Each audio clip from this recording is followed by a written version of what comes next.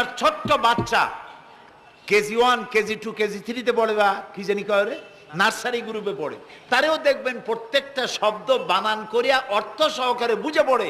বলেন ঠিক কিনা? কিন্তু কপাল পোড়া মুসলমান জাতি একমাত্র মাজলুম কিতাব, আল্লাহর কিতাব কোরআন শরীফ পড়ে অথচ কিছু বোঝে না। ঠিক কিনা?